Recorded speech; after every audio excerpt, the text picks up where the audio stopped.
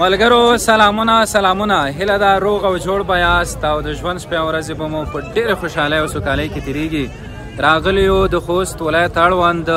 اسماعیل خیل او مندوزۍ ولسوالۍ مربوط د اورزې کلي ته، او دا ساحه چې ده ګر چاپېر او غرونه دي دوستانو، تاسې وګورئ. او په دې کې نن د چنغر په نوم یوه ډېره په زړه پورې مشاعره ترسره شوه. د دغې سیمې ځوانانو شاعرانو ډېره خواري ښکلې وه او دلته د مختلفو سیمو شاعرانو ته یې دعوت ورکړی و. یوه ډېره د خوند او رنګ نه ډکه مشاعره وه. نو عابد صاحب، اقبال صاحب، پاچا صاحب، دا ډول نور ملګري هم را سره دي. که خوښه مې داسې به وکړو چې نګزاد صاحب، عابد صاحب پیل کې وغږوو چې د مشاعرې په اړه لږ معلومات راکړي. دا څومه مشاعره وه؟ مهرباني نګزاد صاحب. مهرنۍ مشاعره څلورم ځل ده چې موږ یې ترسره کوو. یوازې د مینې ادب د پیغام په خاطر دلته موږ راټولېږو او دا پیغام نور ولایت ته انتقالوو چې دلته داسې مشاعرې نور ولایت کې هم جوړې شي. دا مشاعره چې دا نن دلته جوړه شوې وه، دومره کسان په پراخه کچه یعنې په زرګونو کسان راغلي وو. نور کله هم دغې سیمې ته دومره کسان راغلي دي له مشاعرې پرته؟ راغلي دي خو دومره زیات نه. هغه د مېلو په خاطر راغلي دي خو دومره زیات نه. ښه، څومره کسان به نن راغلي وي ستا په نظر؟ کم از کم 2,500 نفر به راغلي وي چې هغه معلومات دقیق نشته، خو 2,500 به. ښه، ډېره مننه، خوشحاله اوسئ. پاچا صاحب، داسې به وکړو دلته ګڼ ملګري ولاړ دي، تا نه به یو څو بیتونه واورو چې دوی هم لږ خوشحاله شي، بیا به زه یو نیم کس سره خبرې هم وکړم. لومړی ټولو ته سلامونه، هیله ده امید دی ښه به وئ، جوړ به وئ. نو زه به دا ملګرو ته دغه د شاهین صاحب غزل ډالۍ کوم بیتونه دي چې زر په یوه پښه ولاړ سلامه د وطن خاورې، زر په یوه پښه ولاړ سلامه د وطن خاورې، لا هم تېښته نه وهې له قامه د وطن خاورې. نو ماته د دا خړې کوټې خویندې د کعبې ښکاري، ماته محترمه یې له شامه د وطن خاورې. ډېر عالي، ډېر زبردست، مننه عابد صاحب. تا سره همداسې به چې څه شی وي خپل احساس او د دغې سیمې په اړه د مشاعرې په اړه څه نظر لرې ملګرو سره یې شریک کړه.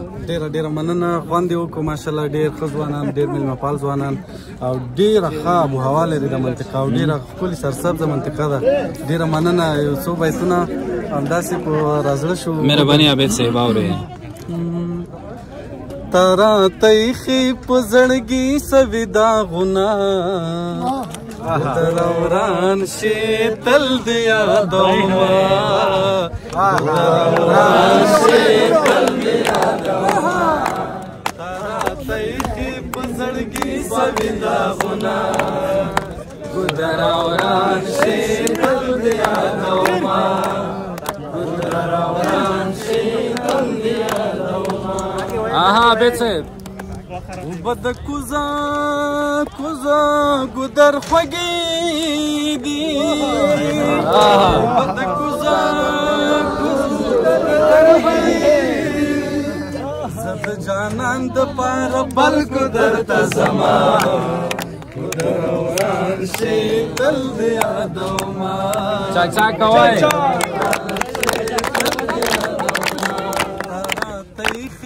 زړګي سوي داغونه، ګلدر وران شي تل د یادومه، ګلدر وران شي تل د یادومه. چاک چاک وکړئ، چاک چاک. اقبال صاحب، ته خو د همدغه سیمې ته معلومات ورکړه دغه لیدونکو ته اورېدونکو ته چې همدا شپه ته ګورې د خیره. لومړی خو تاسو ملګرو ته ډېر ښه راغلاست، ستړي مه شئ، او بیا د وزې ځوانانو ته او په عموم کې مېلمنو ته. او ماشاءالله نن ډېره زبردسته ورځ وه، ځکه چې بزرګونه ځوانان راغلي وو د چنغر مشاعرې لپاره. ډېر خوند یې وکړو. انشاءالله دا په دې پیغام ورکوي چې ځوانان اوس هم متحد دي، خپل منځ کې یووالی، مینه، محبت لري. انشاءالله دغه مشاعره به لومړی ځل نه وي، دا تقریبا هر کال ترسره کېږي. دوستانو، ډېره یوه ښکلې فضا ده، غرونه دي، ګر چاپېر ونې دي، بوټي دي، داسې زرغونه ساحه ده. بس دغه ملګري راټول شوي دي او څو د دغې کلي ځوانان دا مشاعره یې جوړه کړې ده، خلکو ته د مینې، د یووالي، د اتفاق او اتحاد پیغام ورکوي. هماغه بیت د عابد صاحب چې زه پښتون زلمی پیغام د امن او د مینې یم، تا ته مې چا هسې چېرته وران تصویر پرېښودلی دی موږ به یو ښکلی تصویر یو رنګین تصویر یو پر امن تصویر هیوادوالو سره او نورې نړۍ سره شریکوو وصال صاحب هم راسره دی یو څو بیتونه به ترې واورو د خیره مننه لومړی کې خو ټولو ته سلامونه نږدې هیلې څوک اورېدونکي چې دي موږ بیا ګوري نو بیتونه داسې دي چې ستا په راتلو باندې چې وار زما خطا ولی شي ته لاره غلی نه زړه مې په درزا ولی شي او د یار راتلو خبر چې څوک راوړي دروغ وخیږي د یار د تلو خبر چې څوک راوړي رښتیا ولی شي چاک وکړی ډېره او لکه کارغه چې د مردارې غوښې خوب وویني یار سره ناست نه وم رقیب را باندې را ولی شي قربان لیلا مجنون هم محبت کړی په عرش کې ناستي په محبت کې هم سړی دومره تباه ولی شي ډېر زبردست ډېره مننه عابد صاحب یو مشر زما په خیال چې مجید صاحب سلام صاحب فرمایش ویلې عابد صاحب نه سندره ته خپله مسله عاجز صاحب سلام